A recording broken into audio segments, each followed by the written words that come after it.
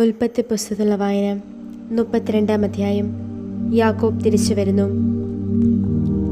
Laban പ്രഭാതത്തിൽ ഉണർന്ന് തൻ്റെ പേരക്കുട്ടികളെയും പെൺമക്കളെയും ചുംബിക്കുകയും അവരെ അനുഗ്രഹിക്കുകയും ചെയ്തു. എന്നിട്ട് ലാബാൻ നടന്ന് സ്വന്തം സ്ഥലത്തേക്ക് തിരിച്ചുപോയി. യാക്കോബാകട്ടെ തൻ്റെ വഴിക്കും നടന്നു. അപ്പോൾ ദൈവത്തിൻ്റെ ദൂതന്മാർ അവനെ കണ്ടുമുട്ടി. അവരെ കണ്ടപ്പോൾ യാക്കോബ് പറഞ്ഞു, ഇത് ദൈവത്തിൻ്റെ പാളയമാണ്. ആ സ്ഥലത്തിന് അവൻ മഹനായിം എന്നു പേര് വിളിച്ചു. യാക്കോബ് തൻ്റെ സഹോദരനായ ഏസാവിൻ്റെ അടുത്തേക്ക് സേർ നാട്ടിൽ ഏദോമിൻ്റെ വയലിലേക്ക് തനിക്ക് മുൻപേ ദൂതന്മാരെ അയച്ചു. അവൻ ഇപ്രകാരം അവരോട് നിർദ്ദേശിച്ചു, എൻ്റെ യജമാനനായ ഏസാവിനോട് നിങ്ങൾ ഇങ്ങനെ പറയണം, അങ്ങയുടെ ദാസനായ യാക്കോബ് ഇപ്രകാരം പറയുന്നു, ലാബാന്റെ കൂടെ തത്കാലവാസിയായിരുന്ന ഞാൻ ഇതുവരെയും അവിടെയായിരുന്നു. എനിക്ക് കാള, കഴുത, ആട്, ദാസൻ, പരിചാരിക എന്നിവ ഉണ്ടായിട്ടുണ്ട്.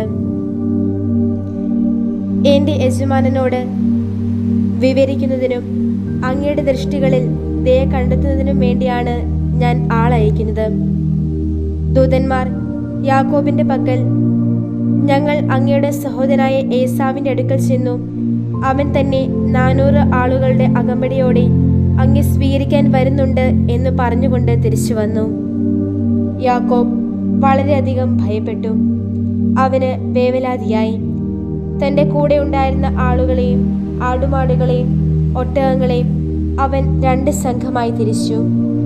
ഏസാവ് ഒന്നാമത്തെ സംഘത്തിലെത്തി അതിനെ ആക്രമിക്കുന്ന പക്ഷം ശേഷിക്കുന്ന സംഘം സുരക്ഷിതരായിരിക്കുമല്ലോ എന്ന് അവൻ ചിന്തിച്ചു. യാക്കോബ് പറഞ്ഞു, എൻ്റെ പിതാവായ അബ്രാഹത്തിന്റെ ദൈവമേ, എൻ്റെ പിതാവായ ഇസ്ഹാക്കിന്റെ ദൈവമേ, നിന്റെ നാട്ടിലേക്കും നിന്റെ സഹചരുടെ അടുത്തേക്കും തിരികെ പോകുക. നിനക്ക് ഞാൻ എല്ലാം ശുഭമാക്കും എന്ന് എന്നോട് അരുൾ ചെയ്ത കർത്താവേ, അങ്ങയുടെ ദാസനോട് അങ്ങ് ചെയ്ത സകല കൃപകൾക്കും സകല വിശ്വസ്തതയ്ക്കും ഞാൻ ഒട്ടും അർഹനല്ല. കേവലം എൻ്റെ ഒരു വടിയുമായാണ് ഞാൻ ഈ ജോർദാൻ കടന്നത്. ഇപ്പോഴിതാ ഞാൻ 2 സംഘമായി തീർന്നിരിക്കുന്നു.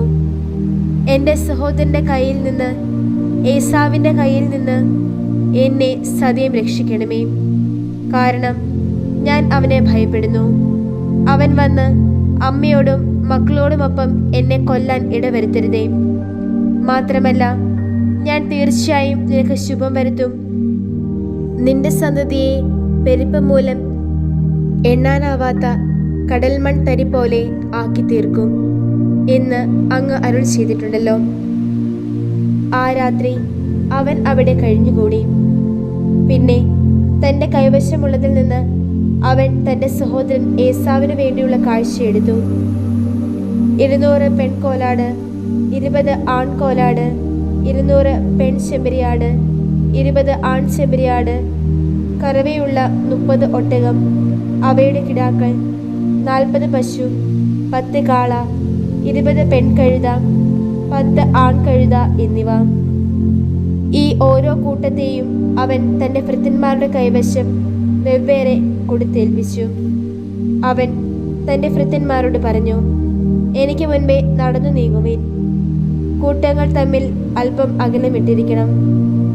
ഏറ്റവും മുമ്പേ പോയവനെ അവൻ ഇപ്രകാരം ചുമതലപ്പെടുത്തി, എൻ്റെ സഹോദരൻ ഏസാവ് നിന്നെ കണ്ടുമുട്ടുമ്പോൾ അവൻ നിന്നോട് ഇങ്ങനെ അന്വേഷിക്കും, നീ ആരുടെ ആളാണ്? നീ എവിടേക്ക് പോകുന്നു? നിന്റെ മുൻപിലുള്ള ഇതെല്ലാം ആരുടേതാണ്? അപ്പോൾ നീ പറയണം, അങ്ങയുടെ ദാസനായ യാക്കോബിൻ്റെതാണ്.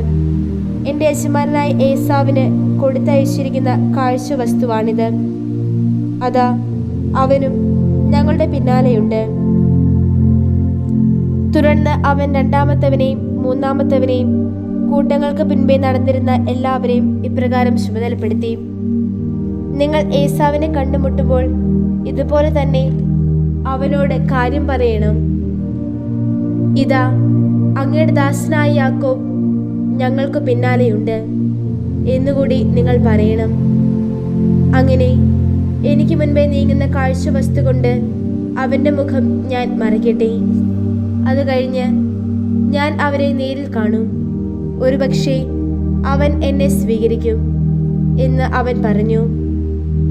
അങ്ങനെ കാഴ്ചവസ്തു അവന് മുൻപേ കടന്നുപോയി.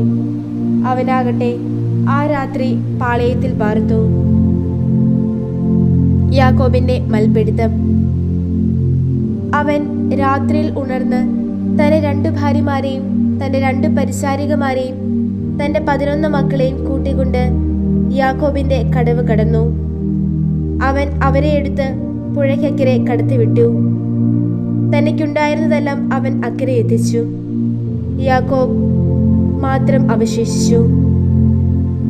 അപ്പോൾ ഒരാൾ പ്രഭാതം വിടരുന്നതുവരെ അവനുമായി മൽപിടുത്തം നടത്തി. അവനോട് ചെയ്യിക്കില്ലെന്ന് കണ്ടപ്പോൾ അയാൾ യാക്കോബിന്റെ എളിൽ ഇടിച്ചു. അവനുമായുള്ള അയാളുടെ മൽപിടുത്തത്തിനിടയിൽ യാക്കോബിന്റെ എളിക്കുഴ തെറ്റി. അയാൾ പറഞ്ഞു, എന്നെ വിട്ടയച്ചാലും, കാരണം പ്രഭാതം വിടരുകയാണ്. അവൻ പറഞ്ഞു, എന്നെ അനുഗ്രഹിച്ചിട്ടല്ലാതെ അങ്ങേ ഞാൻ വിട്ടയക്കുകയില്ല.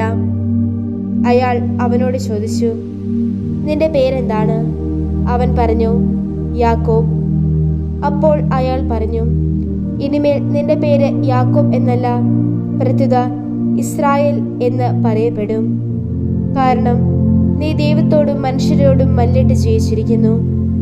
അപ്പോൾ യാക്കോബ് ജിജ്ഞാസയോടെ അഭ്യർത്ഥിച്ചു, അങ്ങയുടെ പേര് വെളിപ്പെടുത്തിയാലും.